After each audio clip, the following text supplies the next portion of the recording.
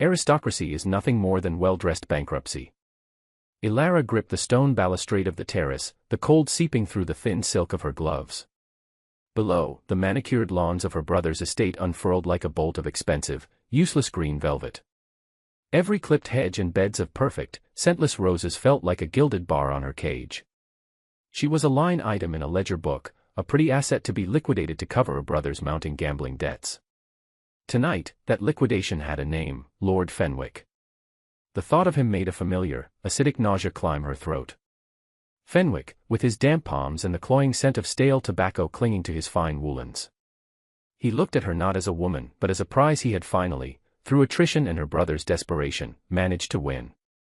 Her brother, Arthur, had made the announcement an hour ago, his tone a wretched mixture of false cheer and shame. A perfect match. A brilliant alliance. A union to secure the future of their house. Ilara had heard the unspoken words, a sale to secure his comfort. She had not screamed. She had not wept. The time for such passionate, useless displays was long past. She had felt the blood drain from her face, a cold tide receding and leaving her stranded and brittle. She had simply inclined her head, murmured a polite, meaningless phrase, and excused herself on the pretense of a headache. The headache was real enough, a tight band of iron clamped around her skull, but its source was rage, not infirmity. A cold, quiet rage that was far more dangerous than any screaming fit. Her gaze drifted from the pristine gardens to the distant, more practical structures of the stables.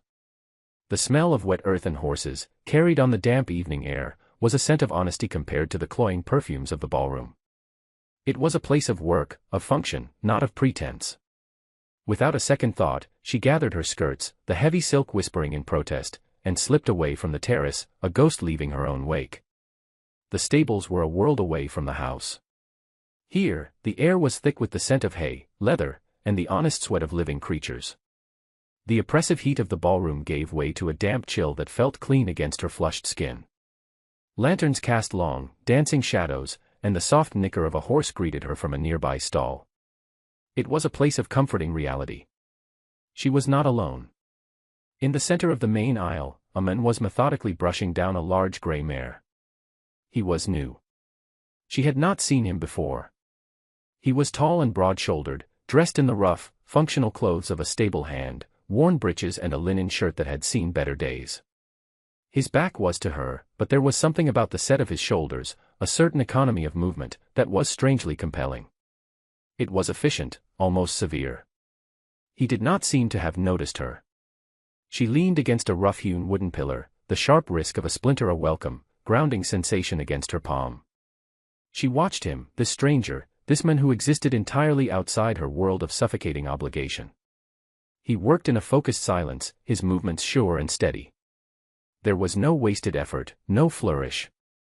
Just a man and his task. Finally, he turned to retrieve a different brush, and his eyes met hers. They were a startling, pale gray, the color of a winter sky, and they held no welcome. They swept over her, taking in her fine silk gown, the jewels at her throat, the artifice of her carefully arranged hair. A flicker of something, contempt, perhaps, or simple annoyance, crossed his features before his face settled back into a mask of cold indifference. "Lost, my lady." His voice was low and unexpectedly rough, like stones grinding together. It was not the deferential tone of a servant. Ilara straightened, a reflexive spark of her own pride kindling in response to his dismissive air. "No. I am precisely where I mean to be." He gave a short, humorless sound that was not quite a laugh. He turned back to the horse, his attention once again fixed on his work, as if she were nothing more than a mild, passing distraction, a moth fluttering near his lantern. The deliberate dismissal stung more than an outright insult. In the ballroom, she was a prize, an object. Here, she was an irrelevance. "You should return to the house," he said without looking at her, his voice muffled against the mare's flank. "This is no place for fine dresses and foolish fancies." Foolish fancies. The words landed like a slap. He saw her as her brother did, as Fenwick did, a decorative, useless thing. A woman whose only troubles were which ribbon to choose or whether the champagne was sufficiently chilled. The injustice of it, the sheer, blind ignorance of it, broke through the cold armor she had so carefully constructed. And what would you know of my fancies, foolish or otherwise, she shot back, her voice sharper than she intended. He finally straightened and faced her fully. In the flickering lantern light, his face was all hard planes and shadows. He was younger than she had first thought, perhaps no more than 30, but his eyes held a weariness that spoke of more years than that. I know the look of a lady playing at tragedy.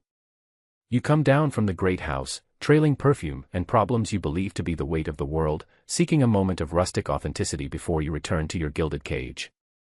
He gestured dismissively with the brush in his hand. The troubles of your kind are not the troubles of the world. It was the most profound insult she had ever received. It was not about her family's declining name or her lack of a sufficient dowry. It was a dismissal of her very being, of the genuine terror that was currently strangling her. He had judged her, weighed her, and found her wanting, all in the space of a few heartbeats. He saw a costume, not the woman trapped inside it. A strange calm descended upon Ilara. The hot rage cooled and hardened into something else entirely. It became a diamond point of clarity. He was right, in a way. Her troubles were not his. Her world was not his. And in that division lay an opportunity. An escape. She looked at him, truly looked at him then. Not as a servant, not as an insolent man, but as a tool. A key. A weapon. He was a nobody. A stable hand with calloused hands and an arrogant stare. A man with no name she knew, no connections to her world. A man utterly, perfectly, ruinously unsuitable. A slow, terrible smile touched her lips, a sight southwest out of place in the dim, earthy stable that it made the man's eyes narrow in suspicion. She took a step forward, the rustle of her silk dress a sudden intrusion in the quiet. She performed a deep, mocking curtsy, a parody of the deference she was expected to show her betters, a gesture of sarcastic defiance aimed squarely at him. You are quite right, she said, her voice smooth as polished ice. My troubles are my own. She rose, her spine ramrod straight. And so shall be my solution. With that, she turned on her heel and walked out of the stable, her head held high. She did not run back to the house. She walked with the measured, deliberate tread of a general marching toward a battle she had just decided to wage. The cold resolve that filled her was a fortress, its foundation laid by the contempt of a stranger. She had a plan. It was mad. It was scandalous. It was social and financial suicide. It was perfect. The next morning, Ilara did not come down for breakfast. She sent a note to her brother, a simple, elegant lie about a lingering headache that required a day of quiet rest. In truth, she was in her late father's study, a room Arthur never entered, finding it too full of the ghosts of his own inadequacy. For Ilara, it was a sanctuary of logic and reason. The air smelled of old paper, leather, and lemon wax. She sat at the great mahogany desk, a place where her father had taught her the rudiments of accounting, a skill he deemed as essential as needlepoint for a woman who might one day manage a great house. And estate is a business, Ilara, he used to say. Never forget that love is a luxury, but solvency is a necessity. On the polished surface, she laid out the ledgers of her own inheritance.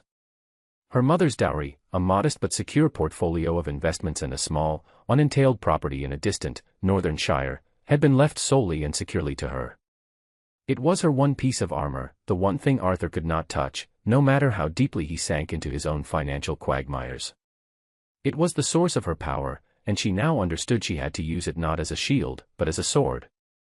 Her plan, conceived in a flash of defiant fury in the stables, solidified under the cool light of dawn. It was a business transaction. A strategic maneuver. She would not be sold to Lord Fenwick. Instead, she would purchase her own ruin. She would marry the stable hand. The very thought was absurd, a plot from a cheap, sensational novel. A lady of her standing, marrying a common laborer. It would be the scandal of the season. Her brother would be apoplectic.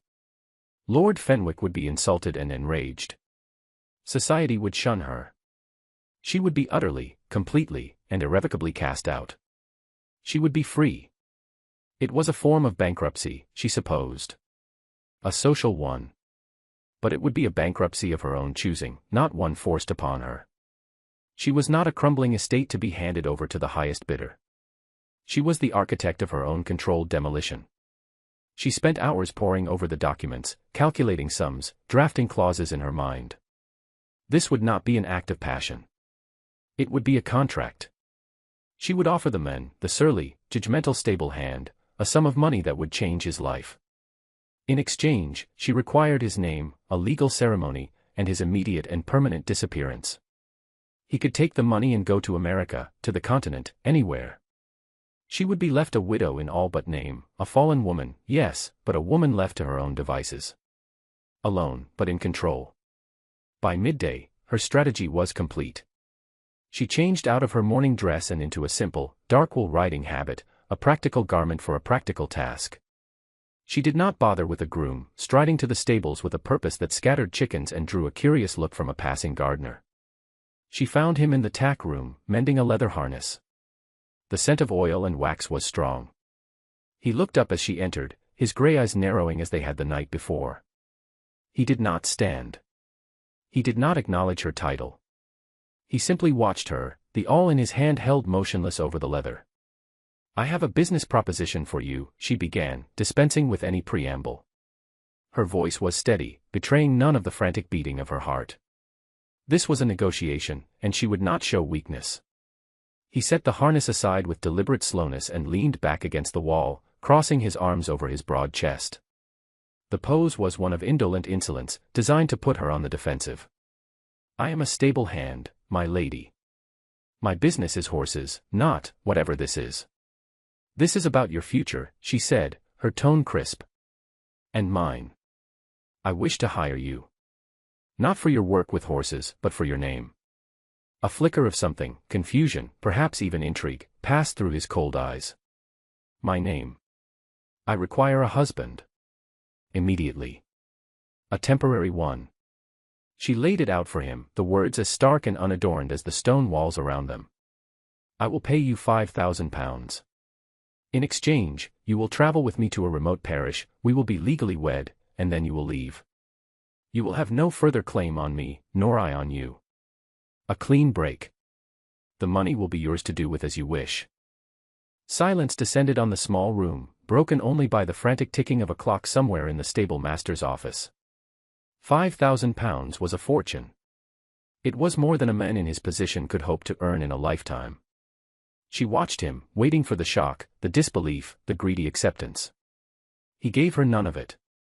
His expression remained unreadable, his gray eyes searching her face as if looking for the flaw in her argument, the crack in her composure. He was not looking at the money, he was looking at her. The intensity of his scrutiny was unnerving. He was not reacting like a stable hand. He was reacting like an equal. "Why?" he asked at last, the single word cutting through the tense air. "My reasons are my own," she retorted, falling back on her pride. £5,000 buys me the question," he countered smoothly. "You want to buy my name, you'll sell me the reason. Otherwise, the answer is no."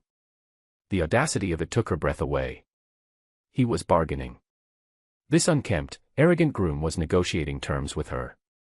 For a wild moment, she was tempted to turn and leave, to find a more pliable man for her scheme. But his defiance, his unexpected shrewdness, was exactly what had drawn her to this mad plan in the first place. A weaker man might get ideas, might become a lingering problem. This man, she sensed, understood the clean lines of a transaction. He would take the money and honor the deal because his own strange, misplaced pride would demand it. "I am being forced into a marriage I cannot accept," she said, the admission tasting like rust in her mouth. "This is my only way out. It is a social ruin of my own making, which I prefer to a gilded prison built by another." He was silent for a long time, his gaze distant. He seemed to be weighing a different set of ledgers in his own mind, balancing columns she could not see. She felt a sudden, strange vulnerability, as if he could see straight through her carefully constructed plan to the desperate, terrified woman beneath. "There will be conditions," he said finally, his voice low and firm. Ilara blinked. "Conditions?" "My conditions," he repeated, pushing himself off the wall. He stood before her, his height and presence suddenly formidable in the cramped space. "The money is secondary. The arrangement will be on my terms. We will travel together, as you say. We will be wed. But we will not separate immediately. We will live together, as man and wife, for a period of 6 months. Her carefully constructed plan shattered. Absolutely not. That is not the agreement. It is the new agreement, he said, his voice leaving no room for argument. You want to create a convincing ruin. A quick wedding and a disappearing groom is a melodrama. A lady running off with a stable hand and attempting to make a life with him, that is a tragedy. That is believable. It will burn your bridges far more effectively. He paused, his eyes locking with hers. 6 months. We live under one roof. We present a united, if squalid, front. After that, I will disappear, and the money is yours to keep. I don't want it. She stared at him, dumbfounded. He didn't want the money. This changed everything. This wasn't a simple purchase of a man's name, it was something far more complicated. What did he want? Why would he propose such a thing? The logic was sound, in a perverse way. A longer arrangement would certainly cement her fall from grace more thoroughly. But forced proximity to this man, this cold, judgmental stranger, for 6 months. It was a terrifying prospect. But what was her alternative? Lord Fenwick's damp hands for a lifetime. Why, she whispered, the same question he had asked her. A shadow passed over his face, a fleeting glimpse of a deep and profound weariness. I have my own reasons for needing to disappear for a time. Your social suicide provides an excellent cover.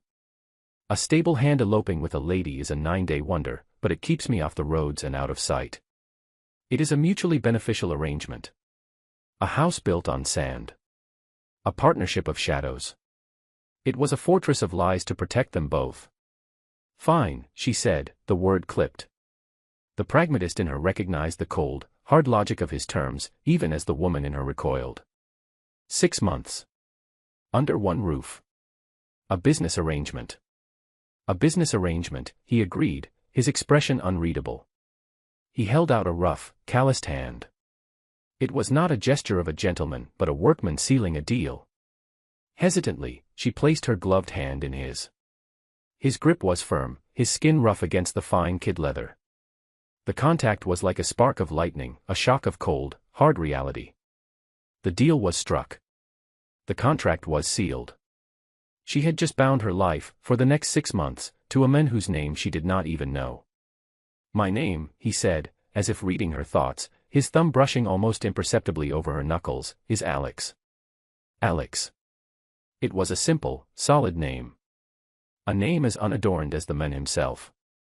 She withdrew her hand, the leather of her glove strangely warm where he had touched it.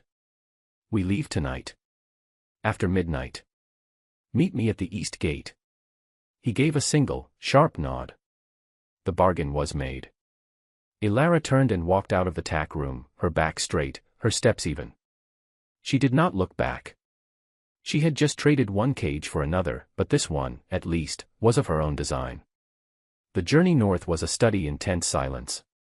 They traveled in a plain, unmarked carriage Alex had procured from God knew where, its cold leather seats a constant, unpleasant reality.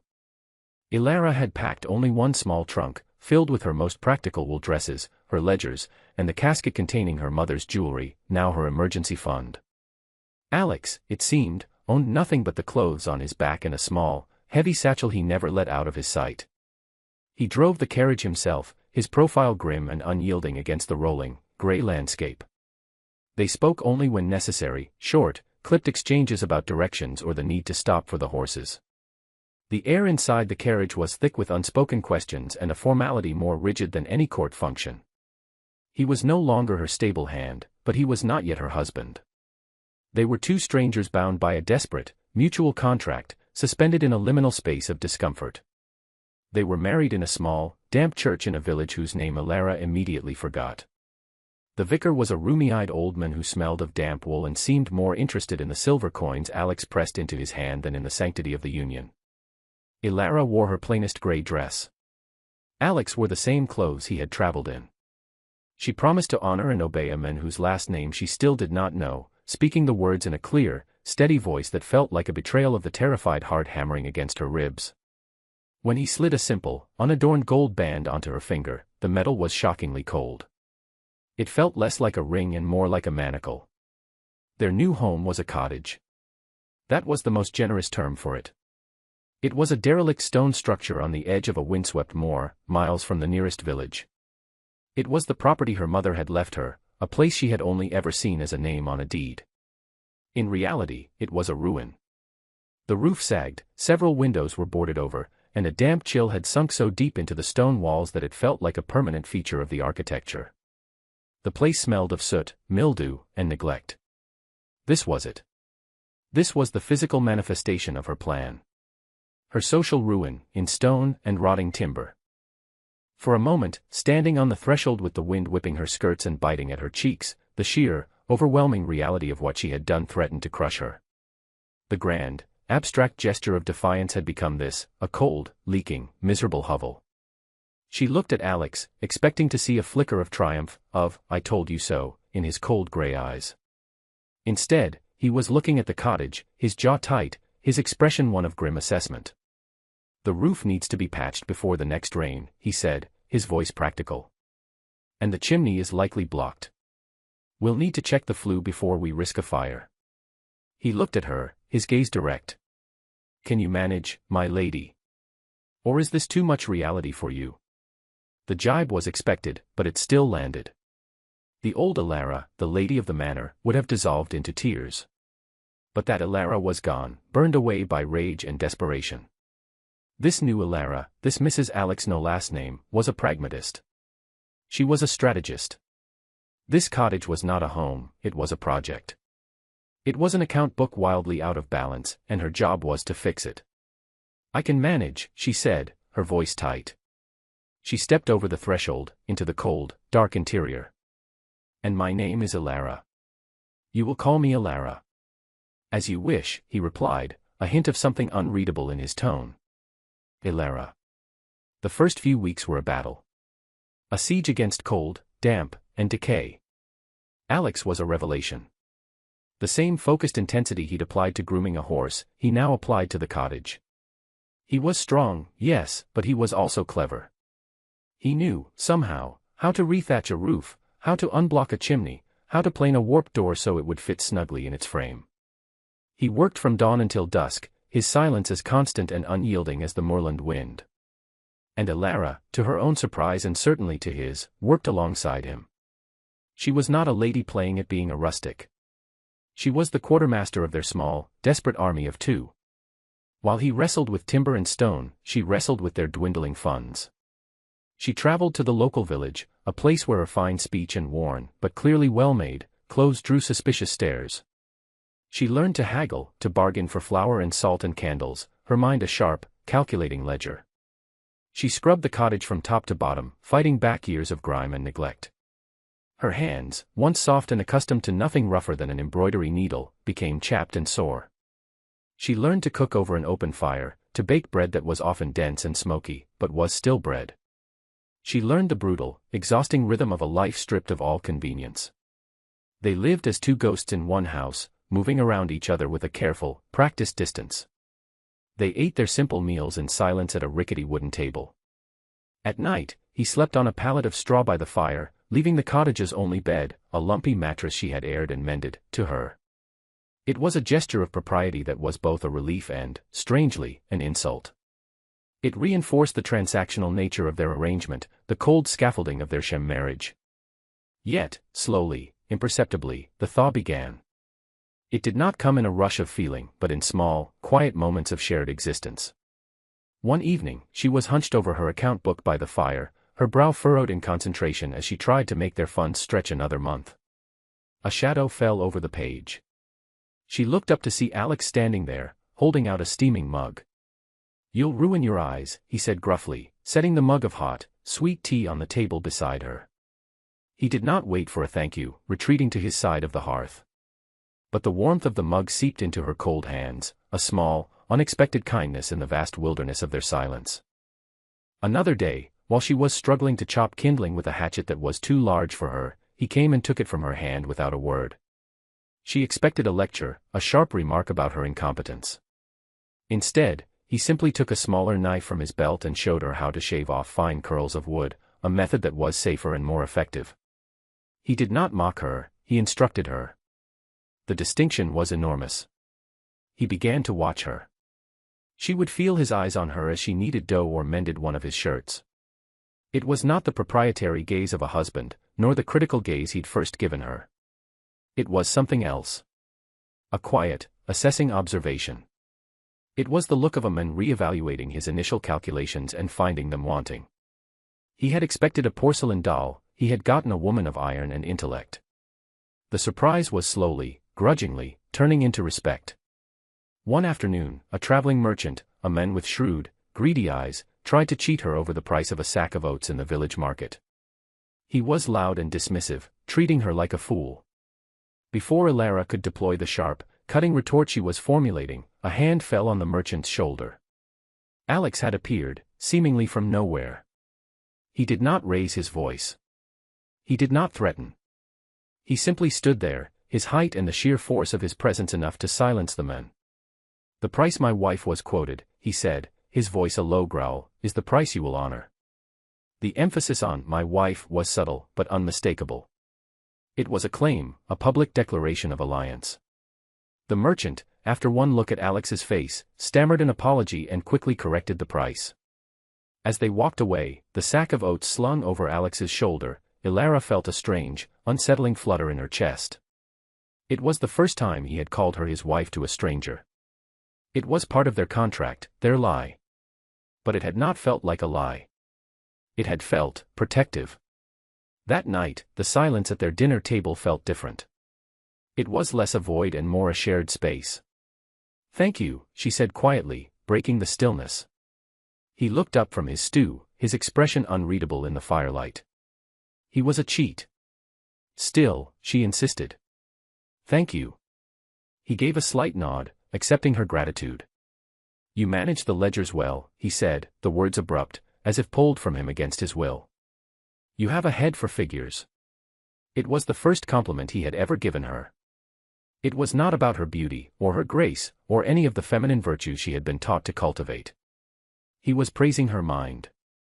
Her competence. Coming from this man who valued function over form, it was the highest praise imaginable. A crack had appeared in the fortress of his disdain.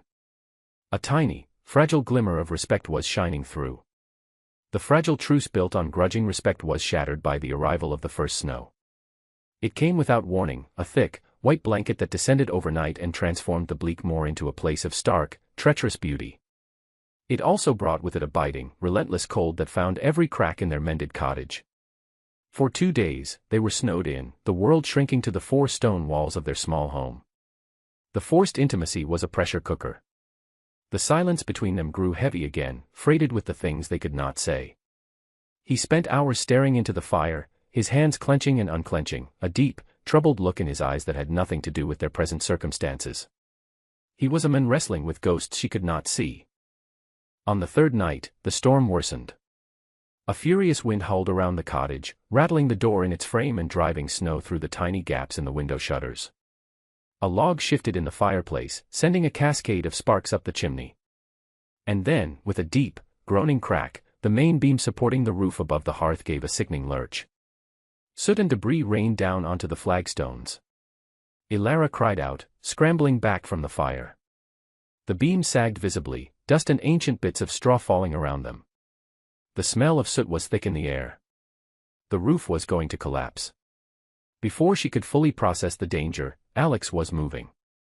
In 2 long strides, he crossed the room and shoved her bodily towards the far wall.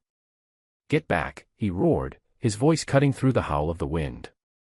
He grabbed the long, iron poker from the hearth and, using all his strength, wedged it between the sagging beam and the stone of the chimney breast, trying to brace it. The muscles in his back and shoulders corded with the strain. For a moment, the groaning stopped. Then, with another splintering crack, a section of the plaster ceiling gave way, and a heavy, sodden chunk of it crashed down, striking him on the shoulder. He grunted in pain, stumbling, but he did not release the poker. His jaw was set, his face a mask of grim determination. He was, she realized with a jolt, quite literally holding up the roof over their heads. "Alex," she cried, her heart seizing with a fear that had nothing to do with the collapsing roof and everything to do with the men about to be crushed beneath it. "The spare timbers," he grunted, his voice strained. "Outside." by the woodshed. I need a post. Now, Ilara. His urgency jolted her from her fear-induced paralysis. She did not hesitate. She grabbed a heavy wool blanket from her bed, wrapped it around her head and shoulders, and plunged out into the blizzard. The wind and snow hit her with the force of a physical blow. It was a maelstrom of white, biting cold. She could barely see 5 feet in front of her. But his voice echoed in her head, "Now, Ilara," and she pushed forward, fighting her way through the deepening drifts towards the woodshed. She found the timbers he had been seasoning, heavy lengths of oak that were half buried in the snow. They were impossibly heavy. She strained, her muscles screaming in protest, and managed to drag one free. It was too much to carry. She had to roll it, shoving it through the snow, her breath coming in ragged, painful gasps, her lungs burning with the frigid air. The short distance back to the cottage felt like miles. She burst back through the door, covered in snow, dragging the timber behind her. Alex was still there, his knuckles white on the poker, sweat beading on his brow despite the cold. His face was pale with strain. "Here," she gasped, shoving the post towards him. Together, in a desperate, frantic scramble, they managed to wedge the heavy oak timber under the sagging beam, creating a crude but solid support. With a final groan, the roof settled onto its new crutch. The immediate danger had passed. Silence descended, broken only by their ragged breathing and the howl of the wind outside. Ilara leaned against the wall, her legs trembling, her body shaking with cold and adrenaline. Alex slowly, carefully, released his grip on the now unnecessary poker. It clattered onto the flagstones. He sagged against the chimney breast, his head bowed, his chest heaving. "Is your shoulder?" she started, her voice trembling. He waved a dismissive hand, not looking at her. "It's nothing." It was not nothing. When he finally pushed himself away from the wall, she could see the dark stain spreading across the shoulder of his linen shirt. Blood. Mixed with the soot and grime, it was a stark, ugly declaration of his injury. "Sit down," she commanded, her voice gaining a strength she did not feel. The quartermaster was back in charge. He looked as if he might argue, but a wave of dizziness seemed to pass over him, and he sank onto the small stool by the table, his head in his hands. She fetched her sewing box, the one with needles and thread, but also with clean bandages and a small bottle of carbolic she had insisted on buying. She lit every candle they had, driving back the shadows. With a pair of scissors, she carefully cut away the stained fabric of his shirt. The wound was a deep, ugly gash on the cap of his shoulder, bleeding sluggishly. His skin, usually pale, was marred by a collection of older, faded scars, thin white lines that spoke of a life far removed from the stables. One, a puckered, angry-looking scar near his collarbone, looked suspiciously like an old bullet wound. Her mind registered the fact with a strange, detached calm. This man was a tapestry of violent secrets. Her hands, however, were steady. She cleaned the wound as gently as she could, her touch light and professional. He flinched when the carbolic stung him but otherwise remained perfectly still, his eyes closed. She worked in silence, her focus narrowed to this one task, mending the men who had just saved her. As she bandaged the wound, her fingers brushed against the warm, solid skin of his back. It was an intimacy born of necessity, a functional touch, but it sent a jolt through her that had nothing to do with the cold. When she was finished, she draped a clean blanket over his uninjured shoulder. He had not moved. His head was still bowed, his face hidden from her. "Why did you come back?" he asked, his voice low and ragged, not directed at her but at the floor. "When the roof started to fall, any sane woman would have run." "You told me to get the timber," she answered simply. He gave a short, harsh laugh that turned into a grimace of pain. "And you listened. After everything, you listened." He finally looked up at her, and the mask of the surly stable hand was gone. In its place was a raw, aching vulnerability that stunned her. His gray eyes were dark with a pain that went far deeper than his wounded shoulder. "My brother was the one who arranged the accident at sea," he said, the words tumbling out of him as if a dam had finally broken. "He and some business partners. They wanted my title, my lands, my ships. They thought they had succeeded. They arranged for the ship I was on to founder in a storm. They thought I was lost at sea, another casualty of a cruel and indifferent ocean."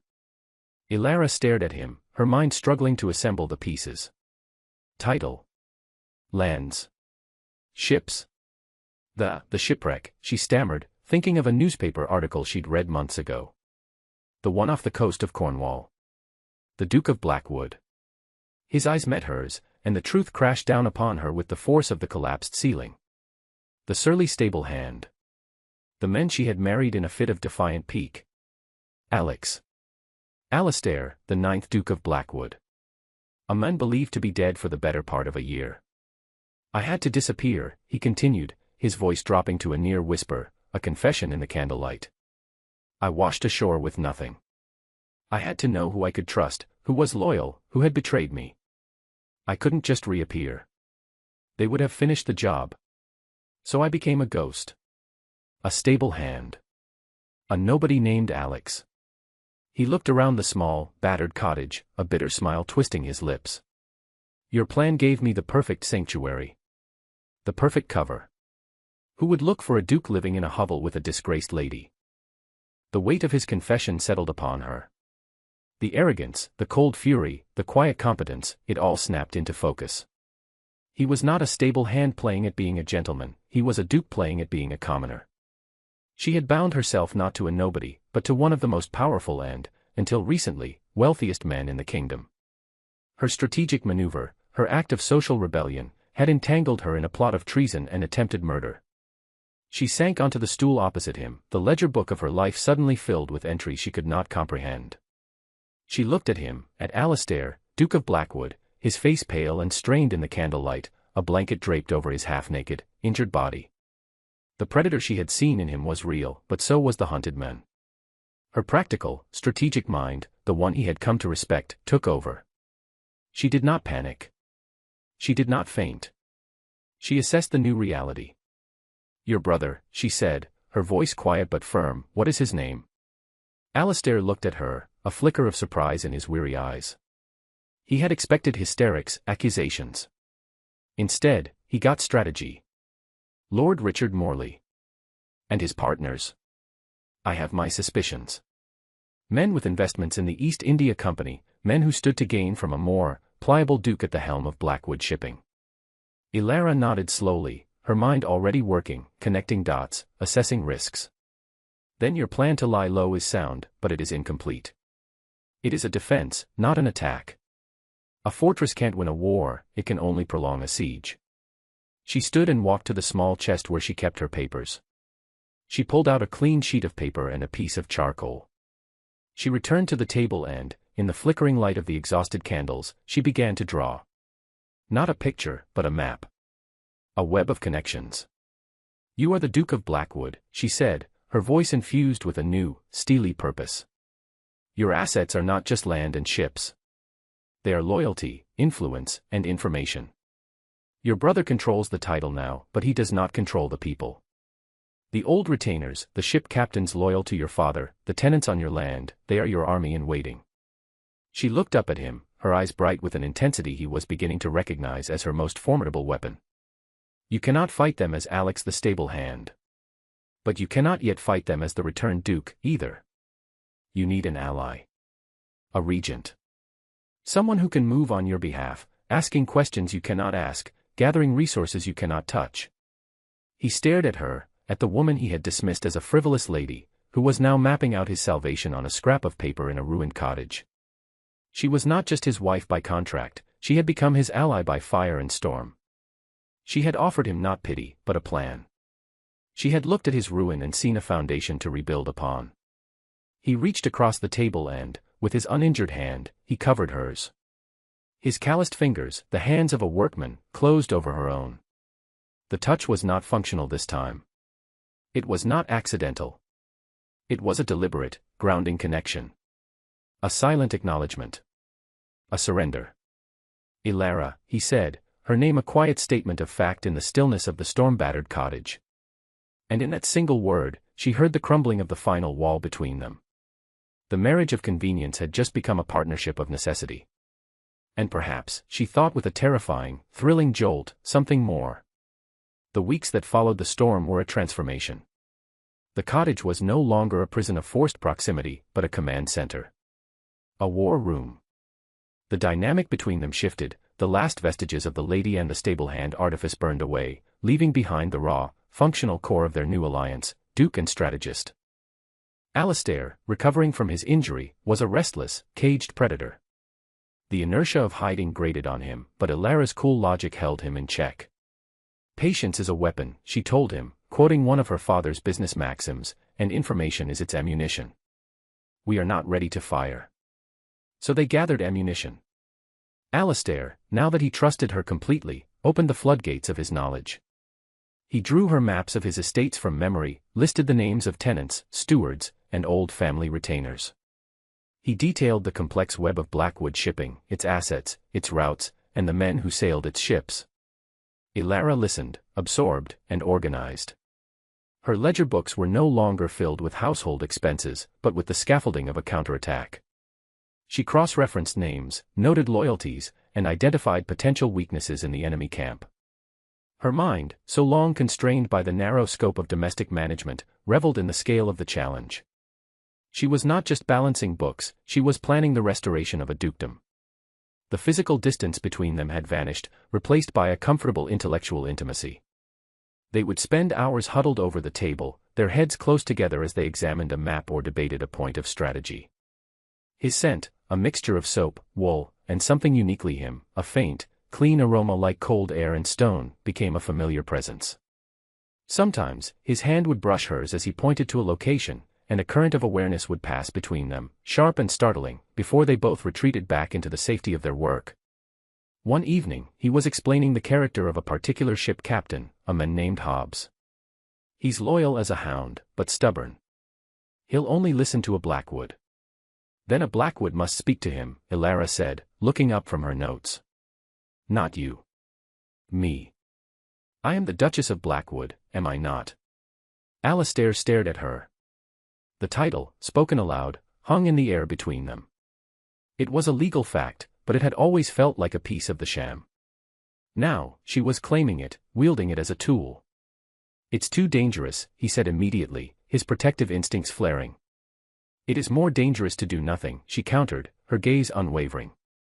I can travel. I am just a woman, a fallen lady living in obscurity. No one will suspect. I can carry a message. A token. Something to prove I speak for you. He fought the idea, but her logic was relentless and impeccable. It was the best plan they had. Reluctantly, he agreed. From the small, heavy satchel he had guarded so carefully, he removed a signet ring, the Blackwood crest, a hawk in flight, carved into heavy gold. The ring he should have been wearing. Show him this, he said, his voice rough as he pressed it into her palm. He will know it is from me. The warmth of his hand lingered on her skin long after he released his grip. Her journey to the port of Whitehaven was the first test of their new strategy. Dressed in the guise of a respectable, if impoverished, widow, she found Captain Hobbs in a smoky tavern smelling of spilt ale and damp wool. He was a bear of a man with a weathered face and suspicious eyes. He listened to her story, his expression dubious, until she slid the signet ring across the sticky table. His eyes widened. He picked it up, turning it over and over, his thumb tracing the familiar crest.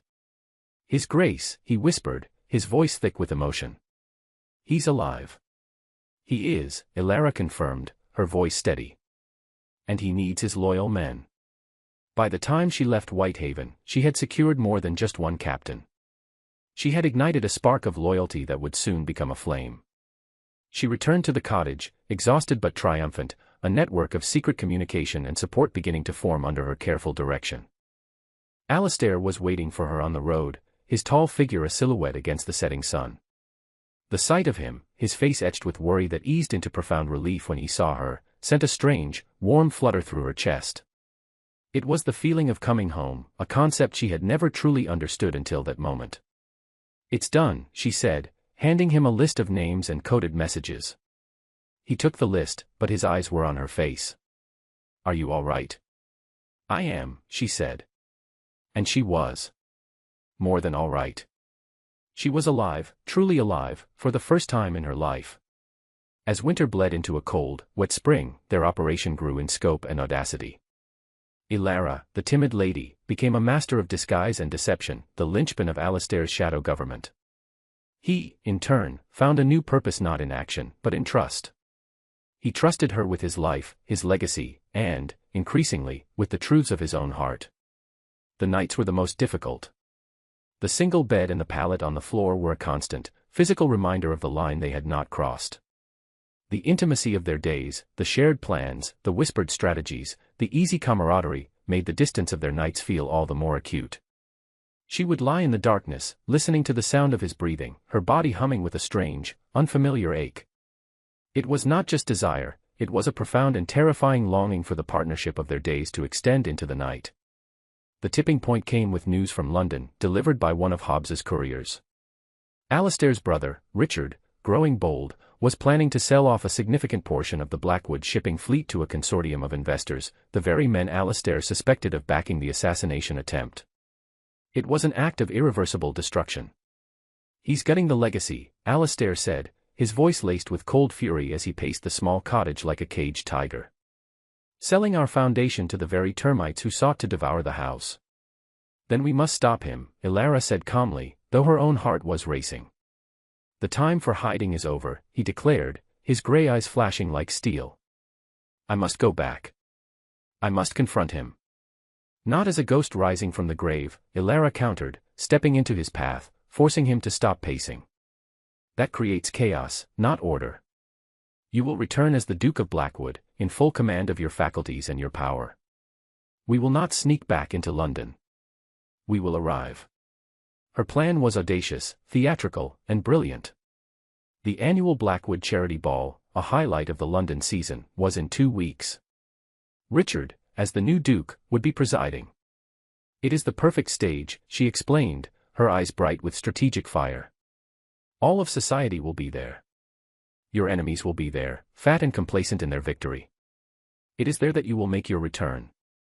And I," she added, a faint, challenging smile on her lips, "will be on your arm." Alastair looked at her, truly looked at her.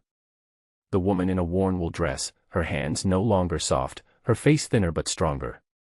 He tried to picture her in silks and diamonds, in the glittering, venomous world he had abandoned. A fierce, protective instinct rose in him. "They will tear you apart, Ilara." "Let them try," she said, her chin high. "I am no longer the woman who fled to the stables in terror. I am the Duchess of Blackwood. It is time I started acting like it." In that moment, Alastair's breath caught in his chest. The respect he felt for her, the camaraderie, the deep well of gratitude, it all coalesced into a single, blinding realization. He was in love with her. He loved her mind, her strength, her resilience. He loved the woman who had faced down ruin and turned it into a weapon. He had set out to reclaim a dukedom, and in the process, he had lost his heart to his brilliant, impossible wife. The journey to London was the inverse of their first journey. They traveled in a grand, well-sprung carriage provided by the now loyal Captain Hobbs, with outriders to ensure their safety. Ilara was no longer a fugitive but a general returning to the field of battle. Alastair was not a stable hand but a duke about to reclaim his throne. They did not stop at his London town house, which was occupied by his brother. Instead, they took rooms at a discreet but luxurious hotel under an assumed name, their new headquarters. The days leading up to the ball were a flurry of activity. Messengers came and went. Allies were summoned.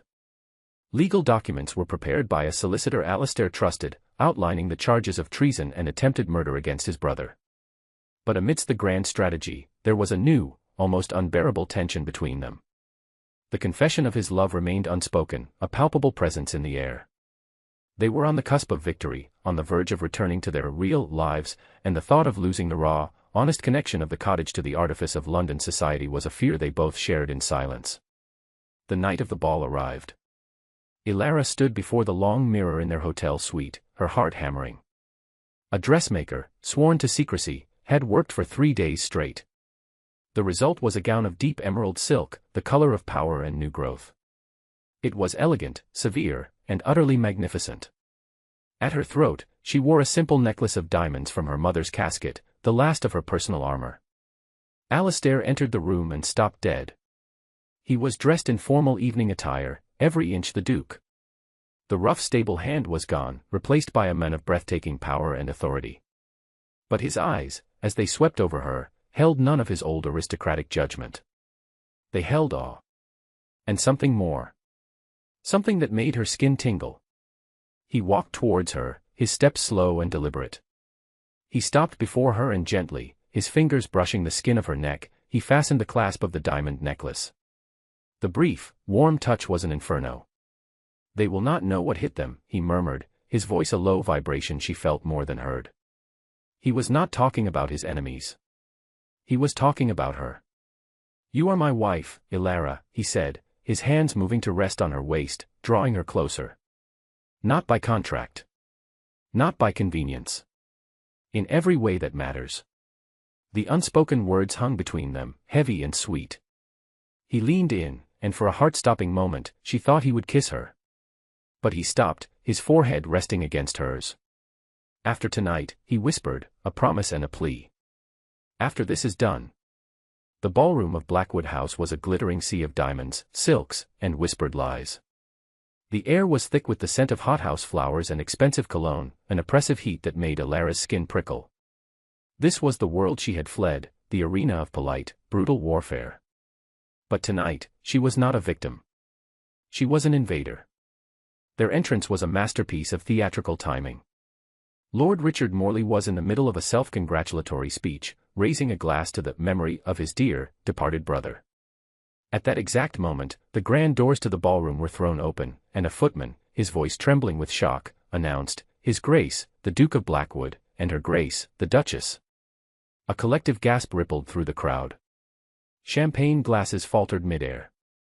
Conversations died. 1,000 pairs of eyes turned to the doorway. The silence that fell was absolute, a void of pure, unadulterated shock.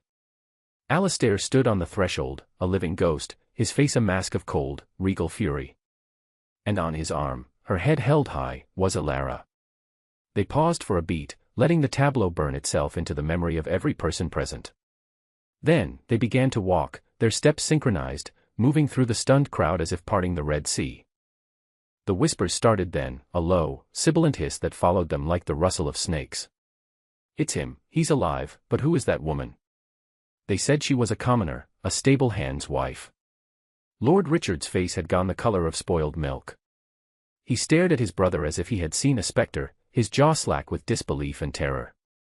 Standing beside him was Lady Beatrice, a woman who had once been Ilara's friend before siding with the more powerful and wealthy Richard. Her beautiful face was twisted into a mask of ugly shock and venom. As Alastair and Ilara reached the dais, Beatrice found her voice. "Richard, who is this creature?" she hissed, her voice carrying in the silent room. She turned her venomous gaze on Ilara. "I know you. You're the little bird who flew the coop. I heard you'd ruined yourself for a groom. To think you would have the audacity to show your face here, clinging to a man you've clearly trapped." A petty sycophant, a squire who had been fawning over Richard moments before, chimed in. "Indeed. The Duke has clearly been through an ordeal. His judgment is clouded. This woman has no place here." The attack was public, vicious, and aimed directly at Ilara. It was the moment she had been dreading and preparing for. She braced herself, her hand tightening on Alastair's arm. But Alastair did not need her strength. He had his own. He turned, not to Ilara, but to the crowd. His voice, when he spoke, was not loud, but it cut through the room like a shard of ice, filled with the quiet, lethal calm of absolute power. "You are correct," he said, his gaze sweeping over Beatrice and the squire, pinning them like insects. "I have been through an ordeal. An ordeal orchestrated by my own brother, standing here." He gestured to the trembling Richard. "An ordeal that left me for dead. And in that ordeal, I learned the difference between true worth and glittering trash." His gaze softened fractionally as it fell upon Ilara, and he gently took her hand, drawing her forward. "This woman," he said, his voice ringing with a fierce, unwavering pride, "is Ilara, Duchess of Blackwood. My wife.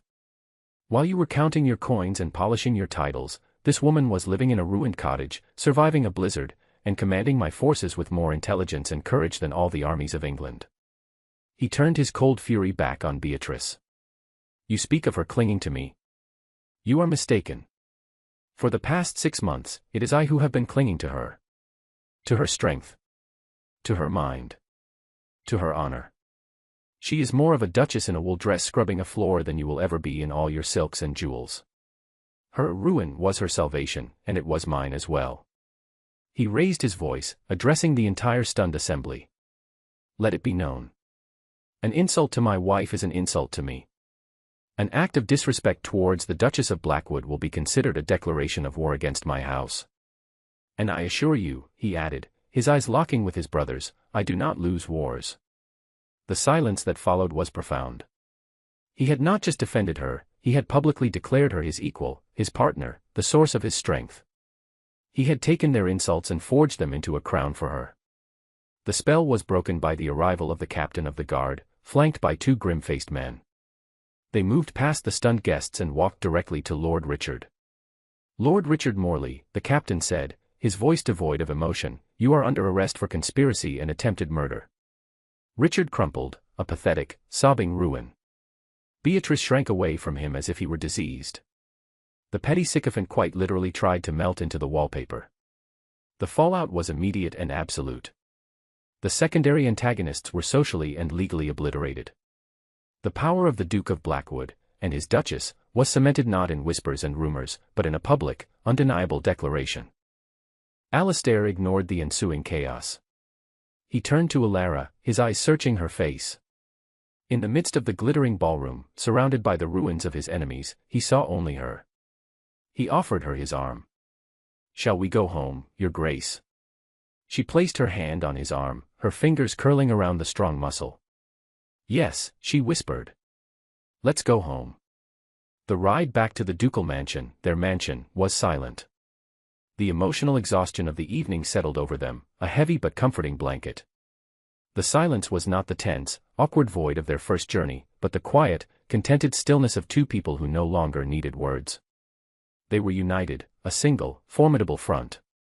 When they stepped into the grand foyer of Blackwood House, the staff was lined up, their faces a mixture of awe and relief. The old butler, a man who had served Alastair's father, stepped forward, his eyes suspiciously bright. Welcome home, Your Grace, he said, his voice thick. Then he turned to Alara, and with a gesture of profound respect, he bowed deeply. Your Grace. It was a moment of quiet, absolute victory. They ascended the grand staircase to their private chambers. The suite was opulent, a world away from the single room of the cottage, with a roaring fire already crackling in the hearth. But as Alara looked around at the silk wall coverings and gilded furniture, she felt a pang of nostalgia for the rough stone walls and the shared warmth of their humble fire. Alastair seemed to read her mind. It's a bit much, isn't it? He murmured, coming to stand behind her. It will take some getting used to, she admitted. Her ball gown felt heavy, a suit of armor she was desperate to shed. The diamond necklace, which had felt like a symbol of power in the ballroom, now felt like a chokehold, a reminder of the public role she had just been forced to play. She reached back, fumbling with the intricate clasp. Allow me, Alastair said, his voice low. He stepped closer, his warm breath ghosting across the nape of her neck. His fingers, so sure and competent whether mending a harness or bracing a collapsing roof, worked at the clasp. The brush of his knuckles against her skin sent a shiver through her.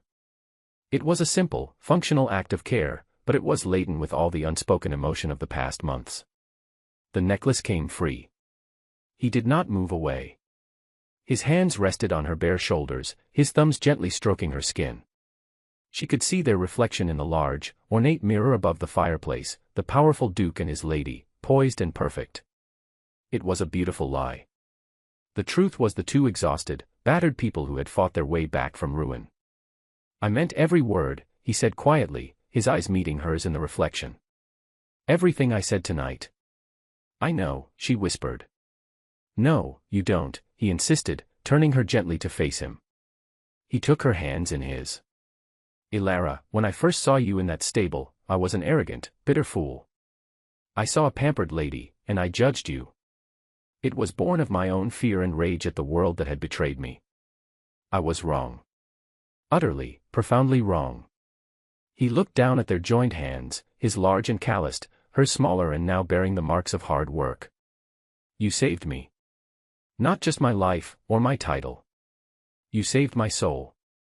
You showed me what true strength was, what true honor was. It has nothing to do with titles or land. It's here. He touched his chest, then gently touched hers. It's in the heart. It's in the mind. I fell in love with your mind first, you know. The way you see the world as a series of logical, solvable problems. I fell in love with your courage in that damned cottage.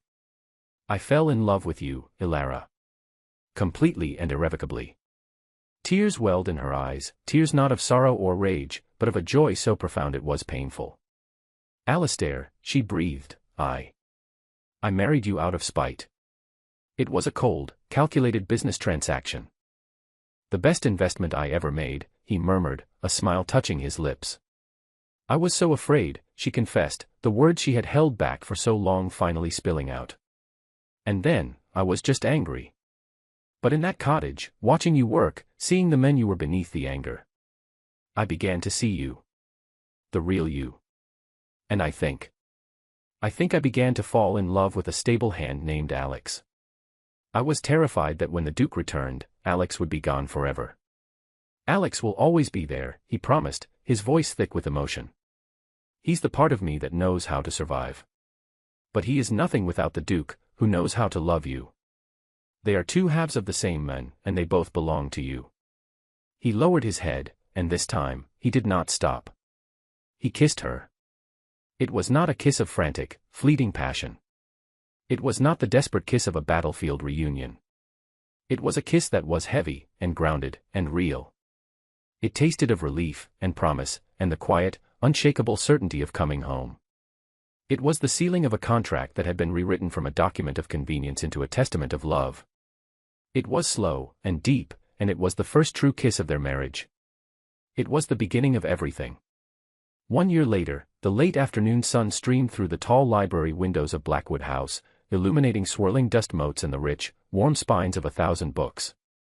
The oppressive scent of stale tobacco and decay that had once permeated the house had long been replaced by the clean fragrance of beeswax, lemon oil, and brewing tea. The house was breathing again. At the great mahogany desk, Alistair and Ilara sat side by side, their heads bent over a large, open ledger. It was not the account book of a single, struggling household, but the master ledger for Blackwood shipping. A faint line of concentration was etched between Ilara's brows, and Alistair watched her, a soft, fond smile playing on his lips.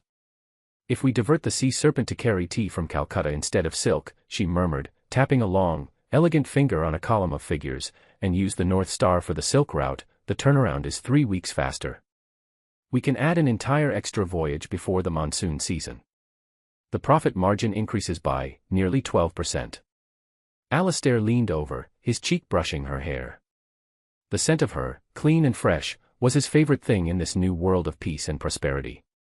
And Captain Hobbs gets to see his daughter for her birthday, he added, pointing to a date on the calendar.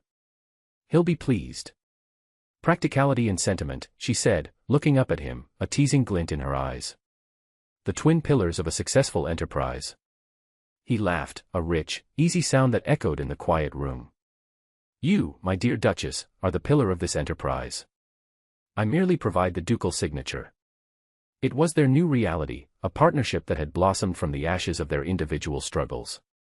Society had been scandalized, then intrigued, and finally, awed.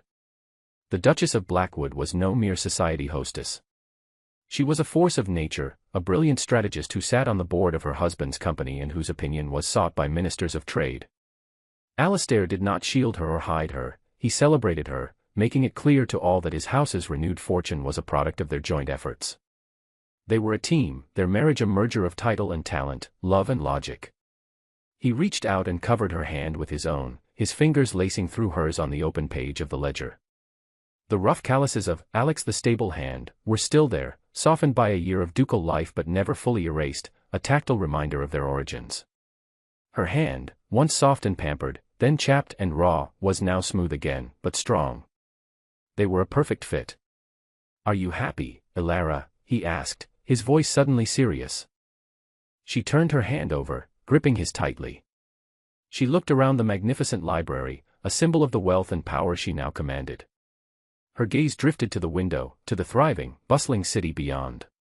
Then her eyes returned to his face, to the man who had been her adversary, her partner, and was now her everything. I was happy in the cottage, she said softly. When we fixed the roof. When you brought me tea. This, she gestured to the room, to their life, this is a beautiful bonus. But my happiness is not in this house, Alistair. It's with you. He leaned in and kissed her, a gentle, familiar gesture that still sent a jolt of warmth through her. It was a quiet, domestic kiss, the kind shared by a couple who had built a life together, not just fallen into one. It was a kiss of profound contentment, a final, balanced entry in the ledger of their hearts. The debt of their past had been paid in full, and the future was pure profit.